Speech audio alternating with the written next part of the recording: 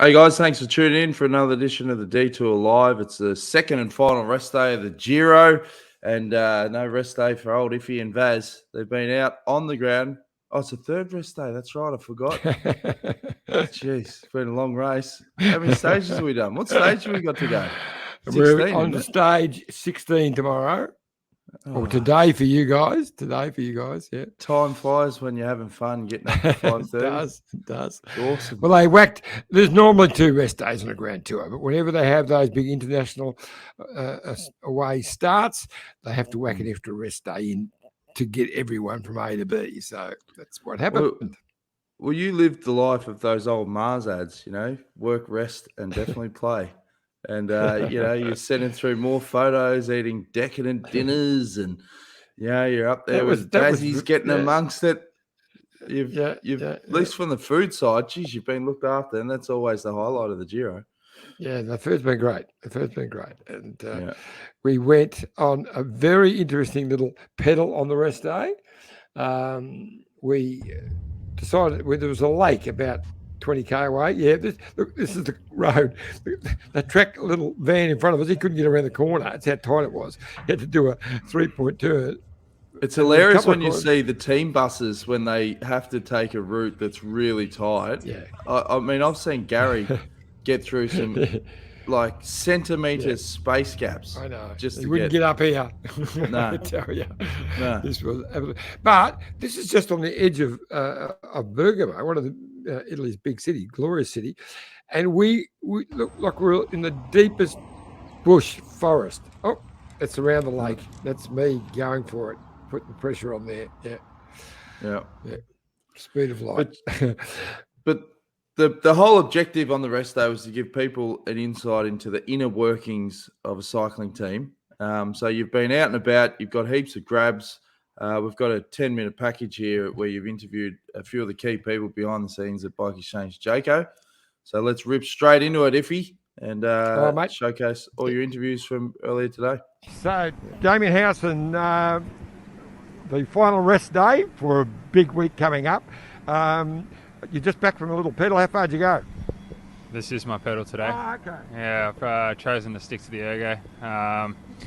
Rest up the body. There's obviously certain areas that you need to kind of keep ticking along, get the heart rate up a little bit, get a bit of a sweat on, and ready for the racing coming up. So for me, I like to do as little as possible, but I still have to do something. Whereas, a lot of the guys are out on the road doing an hour and a half today. And there's also a few guys that are still in bed at the moment and are having a day off completely. So it's pretty individual. But for me, I'll just spin out the legs for 20-30 minutes, and that's about it really. Now, we're just talking about what a monster day it was yesterday, considering the Torino stage was just so full on, and then a big mountain day yesterday, and then you had to ride 24k down to the bus, jump on a bus, and you arrived back here after 3.5 hours for dinner at about 10 o'clock. That's pretty tough. Yeah, I guess the spectators only see the race and they don't see what happens behind the scenes. And as you can see around here, it's a rest day for us riders. Essentially, we get a day to do whatever we please, but the staff is still working really hard on the equipment and getting everything ready for the up-and-coming stages. So it's not a rest day for everyone. But yesterday, for example, the transfer and even riding back to the bus was 23k. So as much as the stage, I don't know how long the stage was. It might have been 5 hours, but turns out to be with neutral and riding back to the bus almost a 6-hour day. And as you said, 3.5 hours in the bus afterwards. Get to dinner. Beautiful, a lot of pizzas. Arrived at 9:30 last night, and then get a long night's sleep. A bit of a sleep in this morning, and then crack on with today and rest as much as we can and enjoy ourselves. Well, enjoying is pretty much sleep. So with me I have Kabir, one of the head Swannies with Team BikeExchange Jayco. But a lot of people don't understand the role of a soigneur. Can you tell us a little bit about that? Yeah, so we have everybody have different jobs to do. We are in total 5 soigneurs, so we split the groups in 3 parts. 2 guys thinking to the food for the riders and the staff, and 2 guys, like you can see, prepare the bidons each day for the stages, and the last one is make the cleaning the car and prepare the cars for the race. And also massage. Some of you are Exactly. masseur as well. After the stages, or like today in the rest day, in the afternoon we do massage, and that's it. That's it. It sounds nothing, but you The day guys, is finished. your day starts very early and finishes very late. Yes, in the morning we prepare food and bidons before the stages. Then me and my teammate we go in the next hotel. We bring all the stuff of the whole team, and we start to prepare something for the day after. And when they arrive in hotel, we give the key of the rooms, and we start to do massage. And Big day. big day, yeah, long day. Thanks, Giro. You. Enjoy it, mate. Ciao.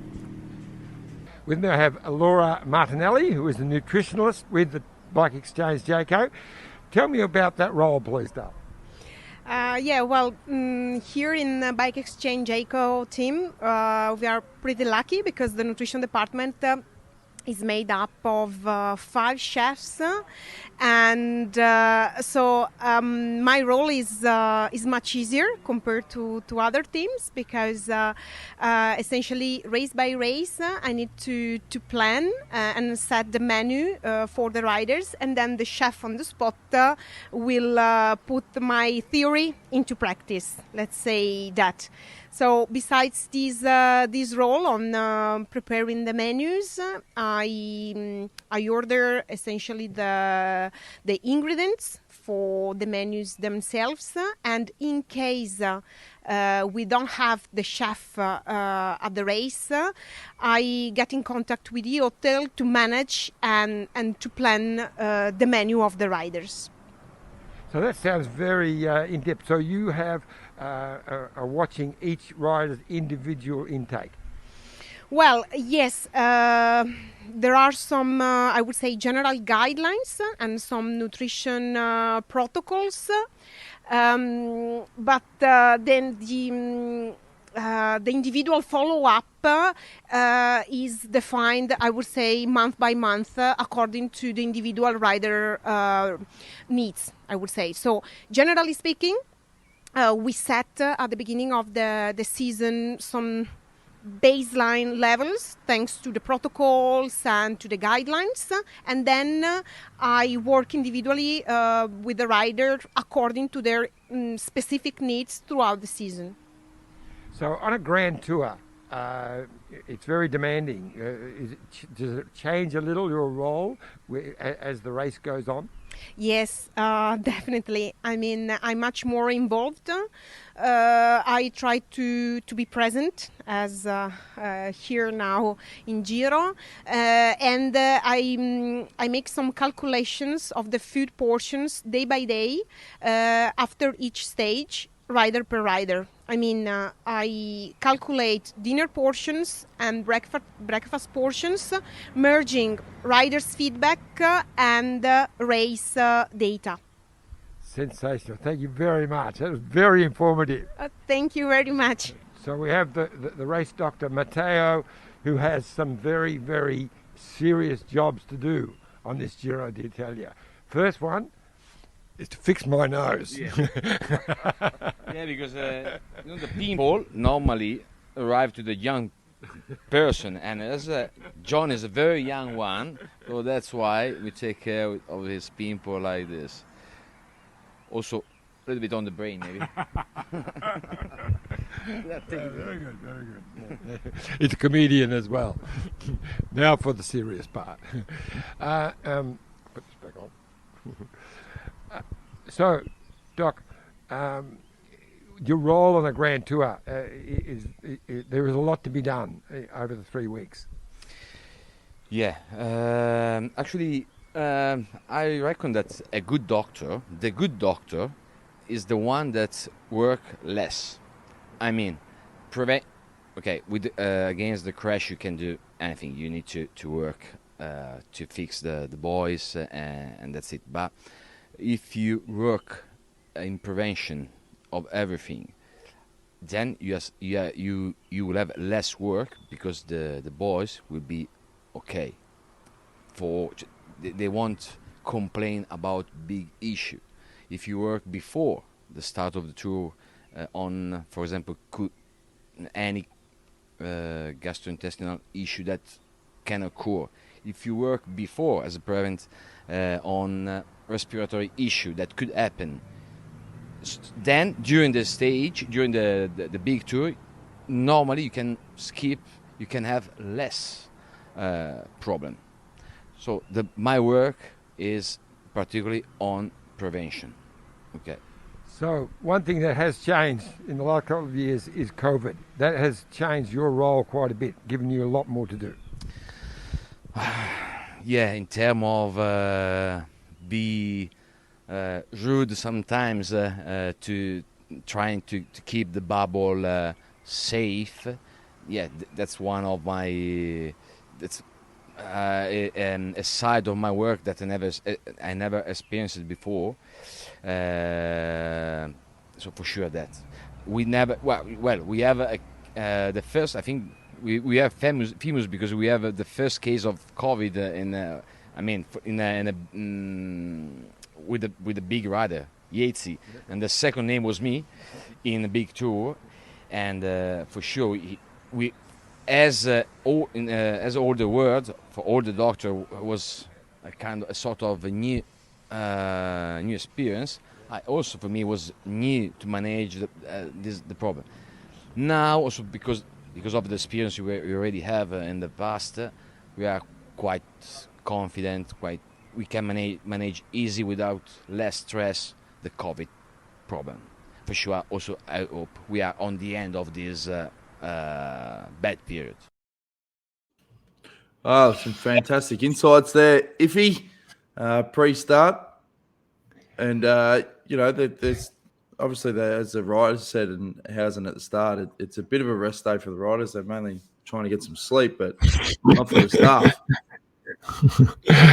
It's a tough gig, I can remember, it's interesting, we talked with Damo before, how he likes to have a bit of a rest. I remember the Giro that I rode, that, I was a bit unfit. So when we got to the first rest day, which was after about 8 days of racing, 7 or 8 days, I was so knackered, I just said, I'm not getting out of bed. And the DS was not happy with me anyway. I said, no.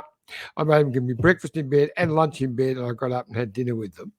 But that's what I needed. I had a full day's rest, and I started improving from there on. So it got me through. But everyone's different. Well, they always talk. Right. Yeah, they always talk about some riders that in the old days just wouldn't touch the pedals on the rest day, and then they come out the day after and they're blocked up, and they get spat in the first climb, whereas a lot of them get paranoid about that. Yeah. I think it was Contador that was really big on putting in some Ks on the rest day, so he could go out and remember the old days. He'd go out and smash them the day after the rest day. So interesting. All right, we're going to take a quick drinks break. When we come back, if he catches up with the physio and mechanic, stay tuned. Look at this bike. You think it's just a bike, right? But it's not. It's a bike. 374 people are looking at. This guy, this girl, them, all looking at it. People from here, there, and wherever this is. People that are looking for a bike. Or just a piece of it. Amateurs, semi-amateurs, and pro-amateurs. This guy wants this bike, but with this crank and these bars. This could be the perfect match. But not this one. This girl has a bike to sell, and thousands of people might purchase it. Eyes on Bikes help grow small businesses. His, hers, yours, and the latest data and insights help those businesses keep moving. We are the world's #1 bike marketplace, with over 500,000 products and 900 brands, where buyers and sellers are brought together in a place where a bike is never just a bike. Bike Exchange, where the world buys, sells, learns, and rides.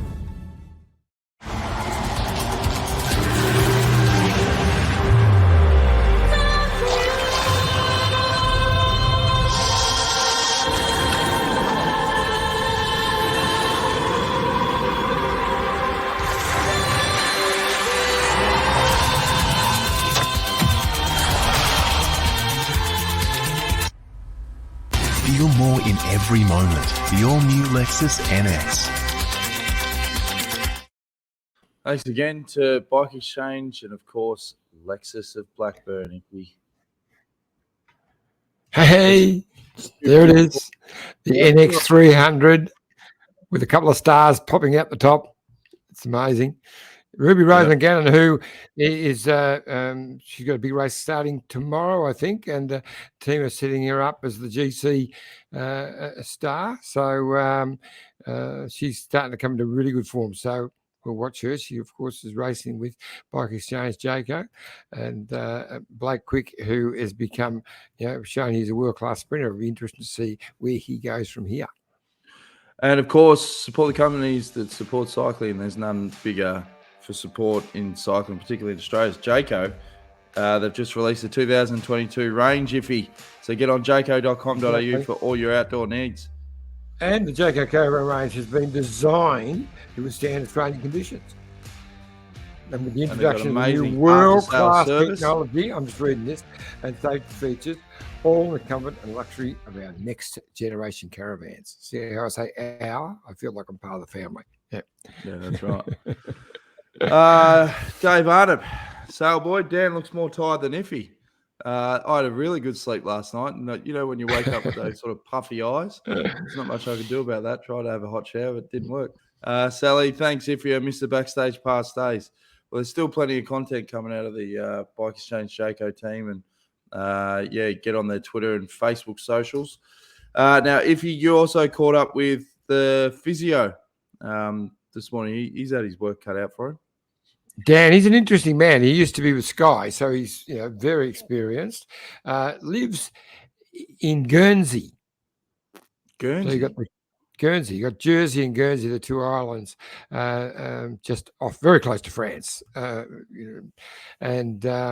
they're sort of more British, and great rivalry between. He was telling me about the rivalry between Jersey and Guernsey. They don't like each other very much at all. Like, it's a real challenge. It was funny. It was like listening to someone from North and South Island or from different parts of Glasgow.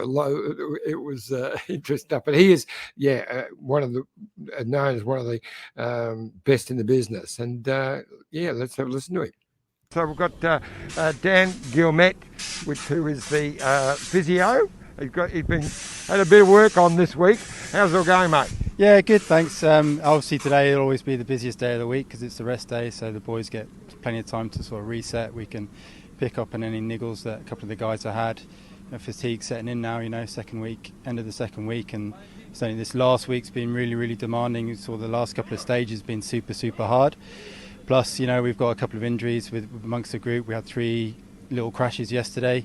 So it'll be interesting to see how those guys pull up this morning, and then obviously with Simon, it's been plenty of work there to keep him going, but obviously on the right track. And it was great to see him win that super hard stage the other day in Turin. Sensational, and I saw him do a bit of a Superman double flip yesterday to the grass. Yeah, he did. Yeah, I'm about to catch up with him now, so we'll see how he's pulled up. But I think he'll have a few little bruises and bumps, but hopefully nothing that will affect him or will have aggravated anything that we've seen so far this Giro. So people don't realise some of the challenges, but yesterday's stage, a monster, 3 big climbs after one of the toughest days I've seen on the Giro.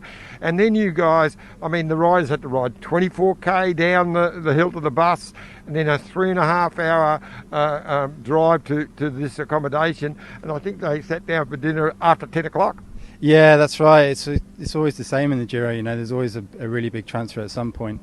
Luckily today's a rest day, so the boys don't have to get up at Sparrow's dark o'clock. I was going to say something else then, but dark o'clock. So obviously we've got an early start tomorrow, so it's all about optimising recovery as soon as we can get our hands on them. So, for instance, yesterday I travelled back on the bus, whereas normally I'd probably come back in the car. So assess the injuries, got the ice on, used the back of the bus, turned into a little kind of physio boot room recovery suite. So we were using some of our systems we use, like the sort of compression boots and some ice compression, and getting the guys kind of rotating through that, and just generating a nice atmosphere, and the boys kind of squawking away and chatting and having a laugh, and already starting to reset there. You know, because at the end of the day, the biggest thing we need to recover is the mental side, you know, because it's a really, really stressful race, and, you know, they spend 6 hours after such a hard day the day before, probably finding themselves in little dark holes, a couple of them, I should think, in a gruppetto. So it's about just kind of trying to reset everything together and optimising, like I say, the recovery element, and making sure that when they do come back here, they're already relaxed and ready to get a good night's sleep, because ultimately that's the biggest thing that we can try and stimulate, really. Great insights there from Dan. His accent just feels Team Sky. That very calm, intellectual, British accent. It's like, oh, yeah, he knows what he's doing. Doesn't really have to say much. Yeah, amazing guy. We were chatting over dinner tonight, talking about his grandfather, who, because the Germans went into Guernsey, so his grandfather worked in the underground against the Germans right through the Second World War, and only recently have they found all his diaries, and he's become a superhero in Guernsey just in recent time. Yeah, that's fantastic. Good story. Now, one of the hardest working members on any cycling team is the mechanics. Now, you caught up with Fausto, who's a legend in the team. He's been there since their inception. And Fausto was actually the guy that back in 2015 put the GoPro on his chest and caught the footage of the crash. And then the footage went viral. Yeah. And I remember going into that Tour de France, and there was the boss of GoPro. They just done a deal with Vallon. And he gets up and addresses all the teams, and he goes, "Hey guys, we've got this new camera, and you know what would be amazing is if we could get like the perspective of a mechanic. You know, if there's a bike change." I'm thinking, mate, we'll get that. Don't worry, Fausto, he's dialed with this stuff. He's used to cameras. So then we dialed Fausto up with like how to turn it on. And I said, "Look, mate, I know this is like Tour de France, it's a pain in the ass, but as soon as you hear over the radio like shoot, like which means crash, can you just flick record? I know you're thinking about your job, but if you can do that, this footage is going to change the game, mate." So then when there was the crash, it felt a bit wrong, but first thing I said to him, "Mate, did you record that?" He goes, "Yeah, I got all of it." And then I just remember my heart rate going through the roof thinking, shit, this is going to be unlike anything anyone has ever seen before. So then we watched the footage on the laptop, and I remember thinking, wow. And the guys from GoPro were looking for the cameras, and I remember having it over my neck. I said, "Nah, they've gone to the hotel, mate. They've already gone. We don't have the footage." I thought, bugger it, we're going to post on our socials. They haven't told us we have to give the footage to GoPro. We'll get all the hits for our channel. So then we clipped it up, posted it. It went viral. We got 2.5 million views in 4 hours. And GoPro cracked it because they were meant to. That was the whole point of them doing the sponsorship. And I said, I just played dumb afterwards. I said, I didn't know the process, Sorry about that. But anyway, Fausto was the guy, and Iffy caught up with him on the rest day as well. Long-time mechanic with Green Edge, Yes. now BikeExchange Jayco. How many years you been with the team? Yeah, from the beginning, so 10 years ago. 10 years. Long time ago. Yeah. So just take us a little bit through your role as chief mechanic, what you have to do each day, and especially on a rest day. So the rest day, we call rest day, but it's not a rest day because we take care more on the bike on the other day, because on the other day we arrive every day late in the evening. So we're gonna look the race bike, we're gonna check the spare bike, but we don't have a lot of time to do that. So on the race day, we take care we try to control all bike, we're gonna clean all bike, and then we're gonna check also the tubular and all we have to do. Yeah. Busy, your phone's going? Yeah, Vittorio. He's coming back, is yes. he? Now, people ask me, do they change the tyres every day, or do you just check for cuts each day and then change on the rest day? What's the... No, we don't change every day, but we're gonna look every day. So if we see we have a cut or we have something we think is not correct, we're gonna change, because we prefer change when we have a time than in the race. We hope the riders is happy with what we give to the rider. So it changes around. So sometimes you have to be mechanic in the car, in the race, and then you swap that around so that others go to the stage finish. Yeah, normally in the big tour we have we decide we stay always one on the first car, and the other mechanics turn around on the second car. So maybe every 5 days you're gonna change, and so on. We shop. We go to. Normally we have always one. You go with the truck at the hotel, and the other is swaps, and they go on the feed zone or to the bottle point. So no one is quiet on the race. So everyone have his job. And the bottle points are very important. Vazzy and I even have to do that every day. Yeah, it's you good. know, so like that. It's also important because we have a stage. Don't have a possibility the rider come to the car to take the bidons. So we have a big opportunity when we give from the road on site. Like you look at the Torino stage. Yes. There was very little chance to go back to the car. It was all about the bottle points. It's not possible, because if you come to the car in that moment we have one attack, so you are lost. So we need to pay attention. Also in that small thing we need to be really. We need to have big attention also like this. So what do you think of the giant bikes? So the rider is really happy. It's really happy because you have more confidence on that bike. The bike is light, and so at the moment the mechanics are really happy with that bike. And also the Shimano gear, it's very popular. Yeah, so this year we start with the 12 speed, and the riders is happy, and also us is happy because it's at the moment we don't have problem with the group set. So if it's okay for us, it's perfect. Okay, thank you very much, Pastor. You're welcome.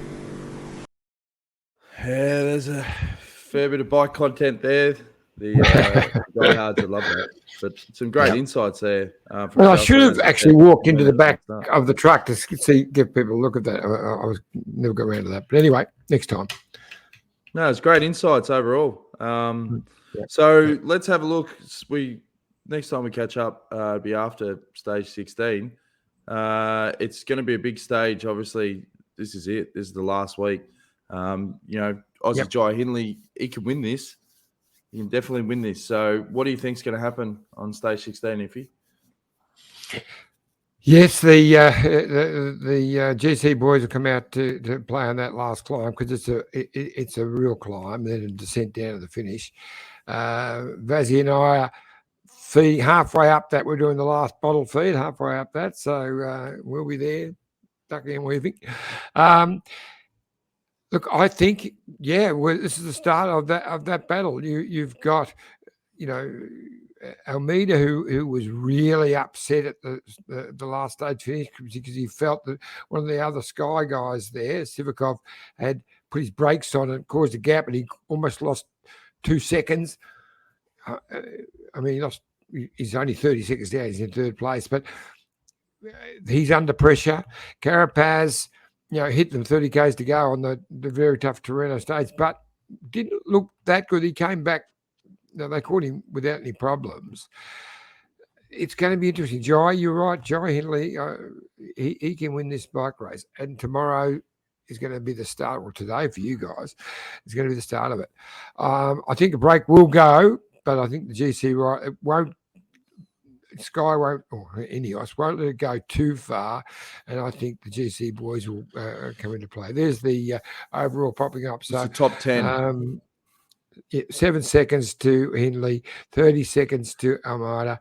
Mate, the Shark's not out of it. 59. The Shark's not out of it. He's 3 minutes Well, off. he's This not. reminds He's me of 8 to 2016. 258. I don't believe he can win this bike race, but he looked good. On the toughest stage so far actually has been the Torino stage, as far as the way it was raced. And what changed the whole ball game was the Bora Hansgrohe. I mean, they came out and took the race by the short and curlies and did what we expected Ineos to do, and put Ineos under pressure. Carapaz was completely alone. So, yeah, I'm really looking forward to this next week. There's only one flat day. The rest of them are serious days, the final time trial, of course. But, we've got 6 monster stages coming up. So the penultimate day is probably the toughest of the lot. So one rider that we talked about at the start of the Giro, but we haven't really mentioned much since, is Mikel Landa. I think it was the Tour de France last year that he was confident he was going to win it until he crashed out. And when he's on, he's on. And I think we got some insights from Neil Stevens around the time. And it might have been the Vuelta actually. I can't remember. But he's a threat, and he's only just under a minute off the pace. Yeah, that's right. He's there's probably 4 or 5 who are really in the mix.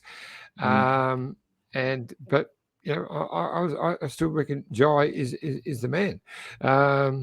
Bilbao is only minute 52. He had also a little bit of an issue as well. So the fact that Landa and Bilbao, both Bahrain, are together, but Bookman's is only a minute, a couple of seconds back further. He's in 7th, so Bora got 2 up there in the top 10.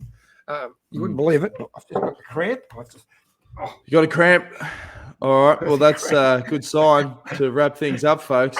YouTube.com/the Detour podcast. We've got to get Iffy down. It's an emergency. Thanks again to all the guests. We'll be back again tomorrow at 7 a.m. Australian Eastern Standard Time for the Giro. Rest up, Iffy. We'll see you tomorrow, guys. Cheers.